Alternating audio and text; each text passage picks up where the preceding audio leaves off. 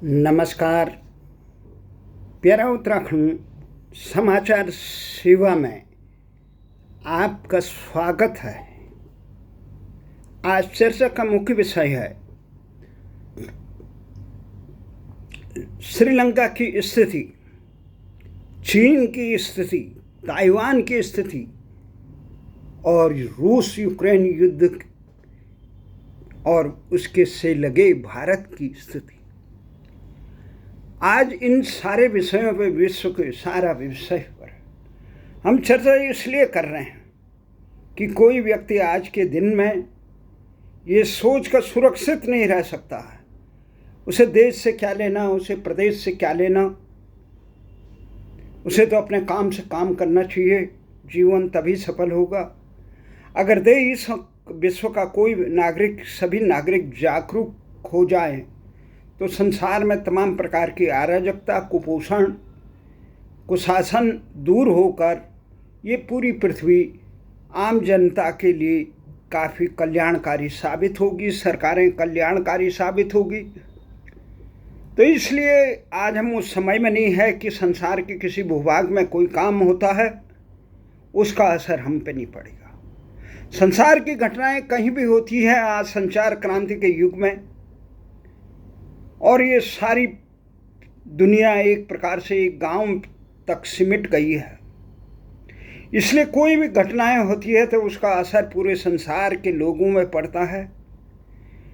भले ही उसकी व्यापकता कभी कम हो, कभी ज़्यादा हो सकती है, लेकिन अब ये नहीं हो सकता है कि किसी की एक संसार के किसी कोने में हुई घटना का असर विश्व के कोने कोने तक न पड़े। उदाहरण के लिए मैं अभी आपको बताना चाहता हूँ, ताइवान और चीन के बीच में ये युद्ध चल रहा है।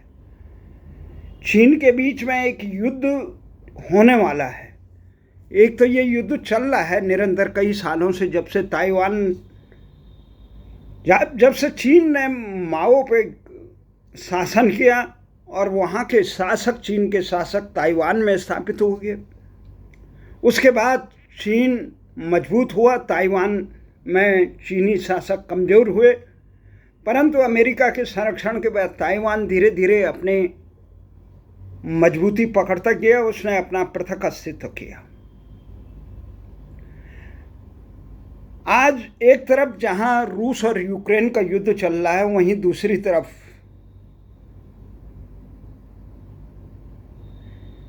चीन और ताइवान के युद्ध से पूरे संसार के लोग आशंकित हैं, क्योंकि यूक्रेन और रशिया के बीच में जो युद्ध चल रहा है उसने ही एक तरफ पूरी दुनिया को दो खेमों में बांट दिया है। एक तरफ अमेरिका और नाटो देश जो रूस के खिलाफ लामबद्ध थे पहले से ही, और रूस के खिलाफ उनके संगठन नाटो में यूक्रेन को शामिल करने की मंशा के कारण ही रूस ने अपने आत्मरक्षा में जो ये लड़ाई की, उससे पूरा विश्व दो खेमों में बंट गया।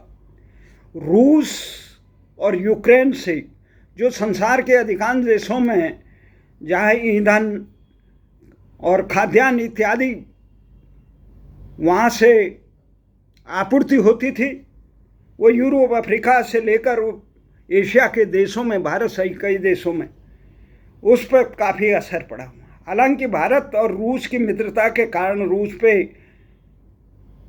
से आने वाले तेल, इंजन, गैस इत्यादि की आपूर्ति पे कम प्रभाव पड़ा, परंतु यूरोपीय देशों और अन्य अफ्रीकीय देशों में इसका काफ़ी कुप्रभाव पड़ा।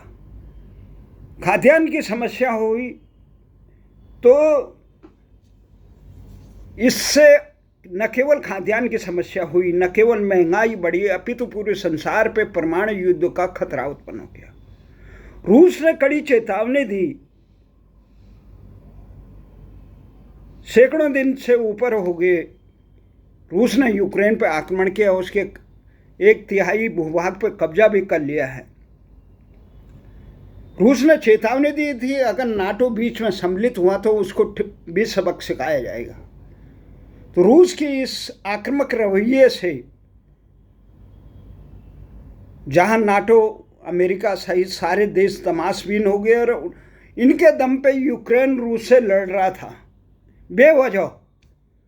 वहाँ जेलेंस्की जो राष्ट्रपति है वो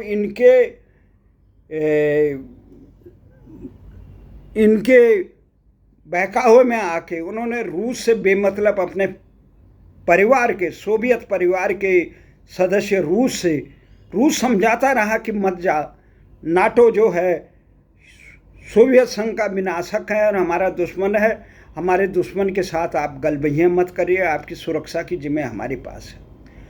परंतु यूक्रेन नहीं माना और जिसके कारण ये युद्ध हुआ और यूक्रेन के शासक जेलेंस्की की हठधर्मिता, अदूरदर्शिता और नाटो की गुलामपंथी के कारण पूरा आज यूक्रेन तबाह है। लाखों लोग जो हैं वो अपने घर से बेघर हो चुके हैं और यायावरी जीवन यूरोपीय देशों में गुजार रहे हैं।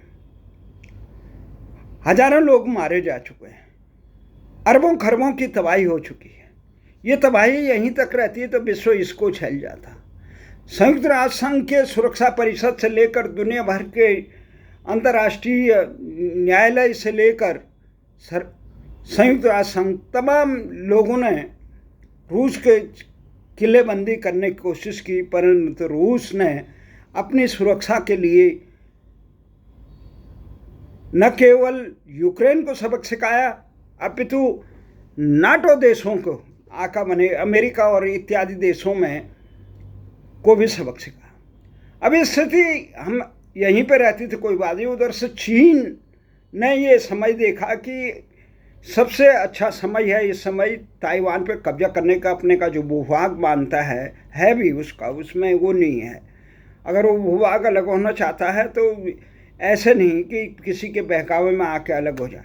तो चीन के भूभाग अपना लेना चाहता है तो उस पर कब्जा करने के लिए चीन तैयार है और ये इससे अनुकूल समय उसे नहीं होगा। परंतु वहाँ भी अमेरिका बहुत मजबूती से ताइवान का साथ दे रहा है और उधर क्वाड देश जो जापान, जापान, ऑस्ट्रेलिया, भारत इत्यादि देश चीन की विस्तारवादी नीति है। चीन अपने पड़ोसी जितने भी देश हैं, 1 दर्जन से अधिक देश, उन सब की ज़मीन को कब्जा करके अपनी विस्तारवादी रुख के कारण संसार में अलोकप्रिय हो चुका है। भले ही चीन इस समय अमेरिका को ये कहे कि भाई तुम्हारी दादागिरी नहीं होगी, संसार का थानेदार बनना बंद करो, परंतु हकीकत है कि जिस प्रकार की परिस्थितियां चीन ने अपने पड़ोसी देशों में पैदा की, बात ताइवान की नहीं हो रही है, भारत के हजारों वर्ग किलोमीटर पर चीन ने कब्जा कर रखा है, भारत को निरंतर धमका रहा है। वहीं फिलिपीन है उस पर कब्जा कर रहा है, इंडोनेशिया पे है, उधर से कोरिया के साथ है, जापान के साथ है, इधर ऑस्ट्रेलिया को धमकी दे रहा है, ताइवान को तो दे ही रहा है। तो ये तमाम देश हैं, जब आप अपने पड़ोसियों को भी, छोटे पड़ोसियों से भी भाईचारा बनाने की जगह उनको धमकाते रहे हो तो कैसे सने। एक आपका अराजक मित्र है पाकिस्तान चीन का, जिसने सारे संसार को आतंक का जहर पिला रखा है, दंश से पीड़ित कर रखा है। अब ऐसी स्थिति में चीन के दंश के मारे भारत के पड़ोसी देश जो है श्रीलंका में इस समय तबाही हो रही है। तबाही क्या, वहाँ अराजकता फैली है। अब अराजकता फैली है तो उसको कैसे सवारे। वहाँ का जो राष्ट्रपति थे पहले, जिसने पूरे परिवार ने श्रीलंका की सत्ता पे काबिज से गोटबाया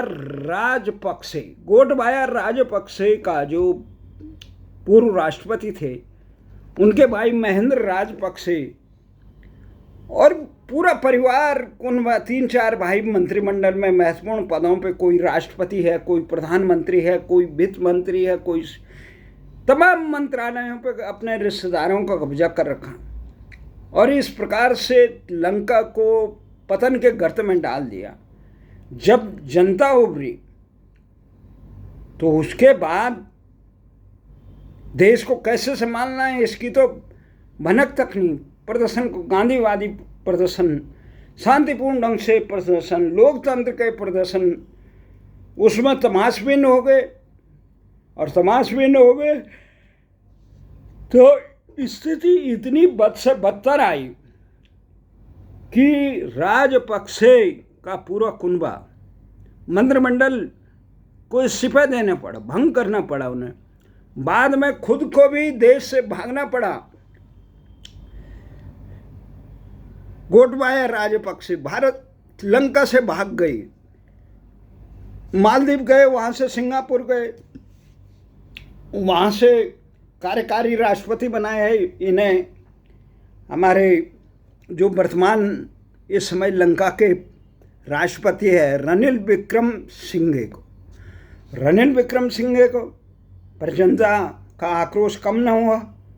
उसके बाद संसद के अध्यक्ष ने एक आपात बैठक बुलाई, उसमें सारे सांसदों ने मिल के आपात राष्ट्रपति के वो किया, चुनाव किया। हालांकि सामान्य परिस्थितियों में आम जनता ही लंका में राष्ट्रपति को चुनती है। राष्ट्रपति के पास ही शासकीय पावर है, वह सत्ता है।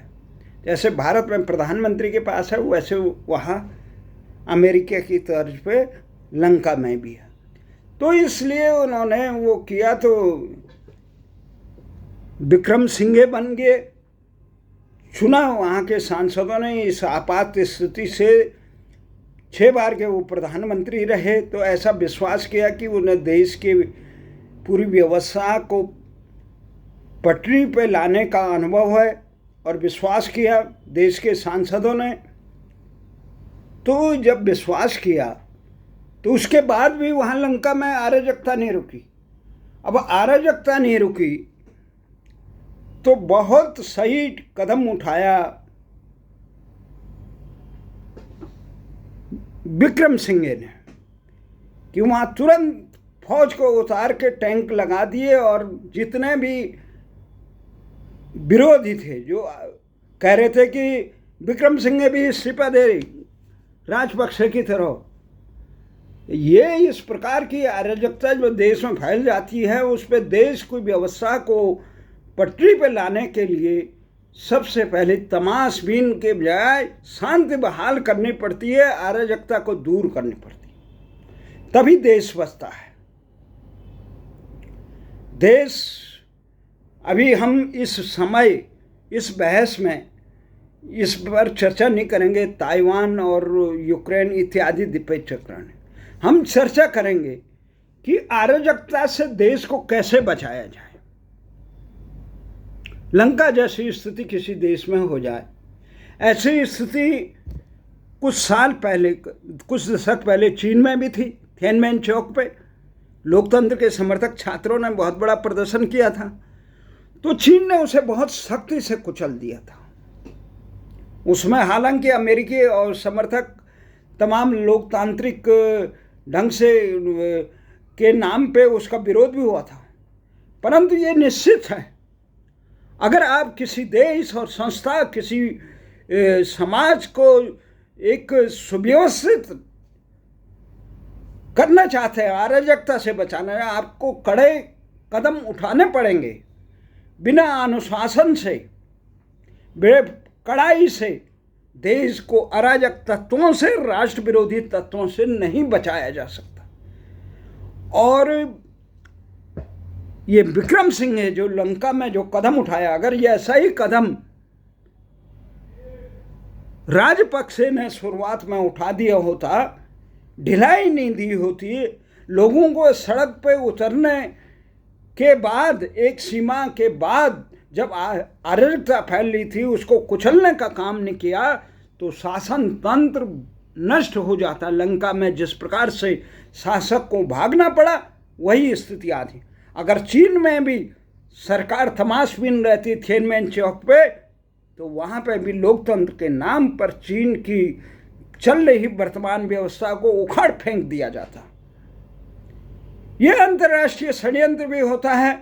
जब अराजकता फैलती है तो उसमें हमने देखा खाड़ी देशों में, मिस्र से लेकर लीबिया से लेकर सीरिया से लेकर और ये आपका जो ईरान इराक के युद्ध में से लेकर ये तमाम चीज़ें जो अराजकता के नाम, और भारत में भी कई बार इस प्रकार का पुष्ट हुआ, शासकों को सुशासन देने के साथ अराजक और राष्ट्र विरोधी तत्वों को निर्ममता से कुचलना नहीं आता हो, जहां देश के शासकों को जनहित की रक्षा करना नहीं आती हो, जनसेवा करना नहीं आता हो और राष्ट्र विरोधी तत्वों को कुचलना नहीं आता हो, देश सुरक्षित नहीं रहते।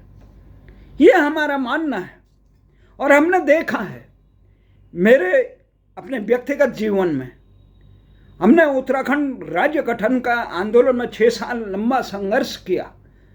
रात दिन राष्ट्रीय धरना स्थल जंतर मंतर पे सैकड़ों धरना प्रदर्शन गोष्ठियाँ आयोजन किया, रैलियों का आयोजन किया, बड़ी बड़ी गोष्ठियों का आयोजन हुआ।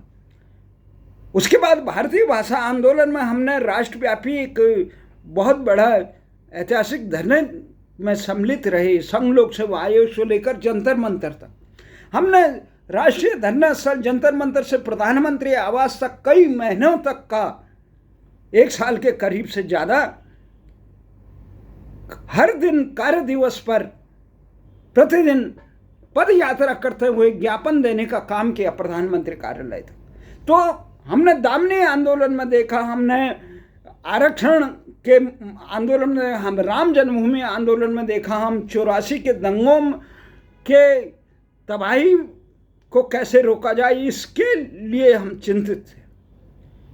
हमने ये तमाम आंदोलन के पृष्ठभूमि से जब हमने देखा, करीब से देखा आंदोलन का, हमें अनुभव हुआ किस ढंग से सरकारें जनहित के आंदोलन को नज़रअंदाज करती है। तो हमारा ये मानना है जब सरकारें जनहित की सुनवाई करके कल्याणकारी शासन नहीं दे पाती है, जहाँ महंगाई से लेकर रोजगार से लेकर न्याय से लेकर सुशासन, हर एक नागरिक के मान सम्मान और उनके अधिकारों की शिक्षा, रोजगार इत्यादि सही ढंग से प्रदान करने वाला सुशासन नहीं दे पाती, और दूसरी तरफ जब सरकारें अराजक तत्वों के आगे दंडवत हो जाती हैं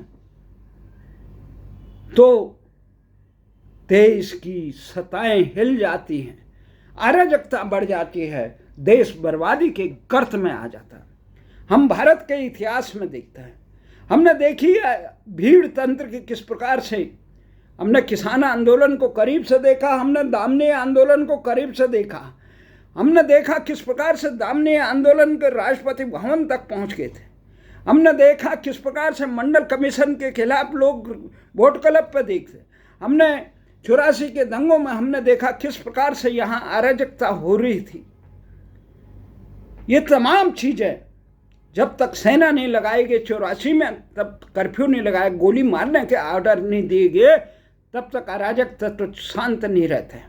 इसलिए शासक को बड़ी निर्ममता से ये निर्णय लेना है अराजक तत्वों और राष्ट्र विरोधी तत्वों को, क्योंकि शुरुआत में हमने देखा किस प्रकार से अन्ना आंदोलन में भ्रष्टाचार विरोधी आंदोलन देखा, यहाँ कांग्रेसी सरकारों की हमने भूल देखी।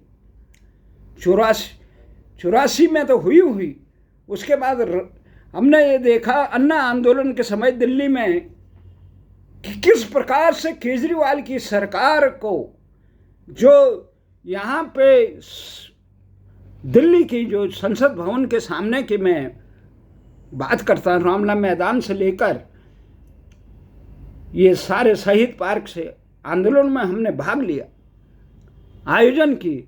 हमने देखा किस प्रकार से पहले शासन संसद मार्ग थाने से आगे 1 इंच नहीं जाने देता था, भीड़ पे आंसू गैस, लाठी चार्ज, रबड़ की गोलियां और गोलियां चलाई जाती थी। रैपिड एक्शन फोर्स से लेकर तमाम अराजक तत्वों पर नियंत्रण रखने के लिए। परंतु हमने देखा ये अन्ना आंदोलन में कांग्रेसी सरकार की भूल रही है कि केजरीवाल कि आंदोलन के समय कुछ लोगों को किसी मंत्री के घर जाने दे रहे हैं, किसी संतरी के घर जाने, जनता को अराजकता की पथ की और अग्रसर किया। और ऐसे में जनता मांग करती है, किसी मांगे उसमें अराजक तो घुस जाते हैं और वो उस आंदोलन को अराजकता के गर्त के लिए ले जाते हैं। वो राष्ट्र विरोधी था। यही देखा हमने मोदी के राज में। कांग्रेस और मोदी के राज में सुनवाई तो कहीं हो नहीं रही थी आंदोलनकारियों पर, एक धरना स्थल दिया हुआ था। मोदी के राज में उसे भी पलट दिया, धरना भी नहीं हो गया, आवाज भी नहीं उठाओगे तुम। परंतु हमने देखा कि जब हम भारतीय भाषाओं के लिए आंदोलन कर रहे थे, हम पे तो लाठीचार्ज हो गया, हमारे तो धरना को सर्वोच्च न्यायालय तक ने रुकवाया। तब वो भी दिन में प्रतिदिन नहीं करोगे आप, अनेक वो किया। परंतु हमने दूसरी तरफ देखा, शाहीन बाग आंदोलन में सरकार किस प्रकार से शरणागत हो गई। हमने देखा कि एक बार मंडी हाउस में दृष्टिहीनों के धरने पे कई दिन तक वहां पे जाम रखा गया। हमने देखा किसान आंदोलन के नाम पे किस ढंग से दिल्ली को बंधक बनाने की इजाजत दी गई, लाल किले पे तांडव रच गया, देश की अस्मिता से खिलवाड़ करने की इजाजत दी गई। और वही केवल बयानबाजी, एक दूसरे को ये तत्व घुस गए वो तत्व। भाई सरकार में किस लिए हो? ये छोले बांटने के लिए हो? अंकुश क्यों नहीं लगाते हो समाज में? किस प्रकार उसका परिणाम क्या हुआ? दिल्ली दंगे, जब शाहीन बाग में तुमने सही ढंग से कंट्रोल नहीं किया, एक दिन सड़क कोई जाम करे, उसको उस समस्या का समाधान करो। समाधान अगर उचित समाधान करो। और वहां पे कोई सड़क जाम करता है, किसी जगह यातायात जाम करता है, आवश्यक सेवाओं को जाम करने की इजाजत किसी को नहीं दी जाएगी। धरना दीजिए, लोकतांत्रिक ढंग से उसकी सुनवाई करे सरकार, जिम्मेदारी है सरकार की, जनता की सेवक है। परंतु अगर से उसके बाद न माने तो सख्त कानून की सजा। किस लिए है? पुलिस प्रशासन देश की रक्षा के लिए है, केवल तनख्वाह लेने के लिए नहीं है। हमने देखा किस प्रकार से दिल्ली दंगे हुए। जब तुम अराजक तत्वों को, राष्ट्र विरोधी तत्वों को हवा दोगे, उनकी अराजकता को बढ़ावा दोगे, उन पर सही समय पर अंकुश न लगा के अराजकता को बढ़ावा देती है सरकार। तो दिल्ली दंगे हुए। यहाँ दिल्ली दंगे में भी जिन संगठनों का नाम बोला जा रहा है उन पर आज तक प्रतिबंध नहीं लगाया गया, कई साल बीत गए। तो ये बड़ा शर्मनाक हादसा है कि देश के हित के लिए काम करने वालों पे तो तुम अंकुश लगाओगे, पुलिस की लाठियां चलेगी, और राष्ट्र विरोधी तत्वों पर क्या मजाक बना रखा है। उनके आगे तमाशबीन हो जाए, किसान आंदोलन चल रहा है जी, वो आंदोलन चल रहा है जी। अरे कोई आंदोलन चले, उन्हें एक जगह दीजिए, कोई तबाही नहीं हो जाएगी। कोई षड्यंत्र कर रहा है उस पर कड़ाई से वो करो, पर जनहित की जो जायज मांगे हैं उनकी सुनवाई क्यों नहीं करोगे आप? आपको यहाँ पे केवल वेतन भत्ते और सरकारी गाड़ियों और ऐसो आराम के लिए नहीं रखा गया, देश की जन सेवा करने के लिए रखा गया है। ये सरकारें तमाशबीन बनने के लिए नहीं रखा गया। जब तमाशबीन बन जाता है जिस देश का शासक, वहां पे लंका की तरह ही तबाही मचती है। तो इसलिए आज रूस महाशक्ति बना है। सोवियत संघ को बिखारने के बाद, नाटो द्वारा बिखारने के बाद, तो रूस व्लादिमीर पुतिन की मजबूती से बना है।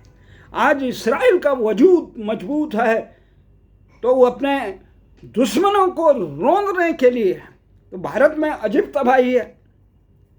बता रहे हैं कि कनाडा में कोई तत्व बैठा है, वो यहाँ की भारत की अखंडता के खिलाफ बात कर रहा है। अब भारत की तमाम राज से लेकर तमाम एजेंसियां क्या कर रही? जब मोसाद कर सकता तो आप क्यों नहीं कर रहे भाई? किसी की हिम्मत नहीं होनी चाहिए संसार के किसी भी भूभाग में भारत को तोड़ने के खिलाफ षड्यंत्र रचने की। पाकिस्तान का ISI भारत विरोधी षड्यंत्र कर रहा है। आप यहाँ पे पठानकोट में आतंकी हमले के बाद उसे जांच के लिए बुलाए, ये क्या मजाक है? कारगिल पे हमला किया और आपने उनको सेफ पैकेज दिया। अमेरिका ने बम्बे हाई कोर्ट बम्बे आतंकी हमले के मुख्य गुनाहगार डेस्मंड हेडली को अपने पास रखा है, भारत को नहीं सौंपा है। मुख्य गुनाहगार जो CIA से लेकर ISI को मॉनिटरिंग करता था, उसका जो डॉन है डेस्मंड हेडली, पर भारत की न मनमोहन सरकार ने मांग पाई है, न मोदी सरकार मांग पाई। आखिर सरकारें देश में केवल पद पर बैठने के लिए नहीं होती, देश की सुरक्षा का दायित्व तो उन पे बहुत होता है। ये केवल देश की संपत्ति को निजी हाथों पे देने के लिए नहीं बना होता। क्या मजाक बना दिया उत्तराखंड में, देखो किस प्रकार का मजाक बना दिया है। राजधानी एक बनी हुई है, विधानसभा बनी हुई है जबरदस्ती हम जी कमीशन के लिए, या किसके हित के लिए? किसने मांगी थी देहरादून में राजधानी? कौन था वो व्यक्ति? किसी ने नहीं मांगी, पर अपनी अयासी के नौकरशाह। भाई नौकरशाहों की जरूरत नहीं है जो गैर शरण में नहीं बैठ सकते हैं, उन नेताओं की जरूरत नहीं है जो गैर शरण में ठंड लगती, जिनको अपने घरों में रहिए या वहाँ चले जाइए यूरोप में, जिन्हें ठंड लगती है तो यूरोप या अफ्रीका में चले जाए, वहाँ गर्म और ठंड दोनों मिलेगी। उत्तराखंड में किसी को चिट्ठी नहीं लिखी कि आप आइए और यहाँ उत्तराखंड की जन सेवा के नाम पे उत्तराखंड की जन हितों को रोंदने का काम करें। वैसे देश के बारे में बात, देश की कोई सरकारें भी हो, जब तक देश की सरकार देश की भाषा में, देश की संस्कृति के, देश के मूल्यों के अनुसार शिक्षा नहीं देगी, देश में अराजक तत्वों पर अंकुश नहीं लग सकता, देश मजबूत नहीं हो सकता। जरा सीखने की लियाकत होती किस ढंग से इजराइल ने अपने राष्ट्र को 2500 साल की तबाही और दमन को सहने के बाद इजराइल ने अपने को मजबूत इस्राइल बनाया। आज तमाम खाड़ी देश उसके खिलाफ रात दिन कितना भी जिहाद करें, कितना भी हमले करें, लेकिन किसी की हिम्मत नहीं है अकेले में आके वो इस्राइल से आंख लड़ा पाए, उसके खिलाफ षड्यंत्र करने का काम करे। ये भारत नहीं है कि जी कनाडा में भी बैठे हैं, बैठे रहने दो, कनाडा सरकार से हम एक शब्द नहीं कह सकते। कैसी हिम्मत हुई कनाडा सरकार की भारत विरोधी तत्वों को अपने जमीन का दुरुपयोग करने की? अमेरिका की कैसी हिम्मत हुई कि वो भारत के खिलाफ चलने वाले तमाम कश्मीर से लेकर पंजाब इत्यादि षड्यंत्रों को हवा दे? इंग्लैंड की कैसी हवा हुई? ये हिम्मत तब होती है जब शासक अपने निहित स्वार्थ के लिए काम करते हैं और राष्ट्रीय हितों को नजरअंदाज करते हैं। यह दिशाहीन लोगों के पास देश की सत्ता आती है, जिन्हें देश की फिक्र नहीं।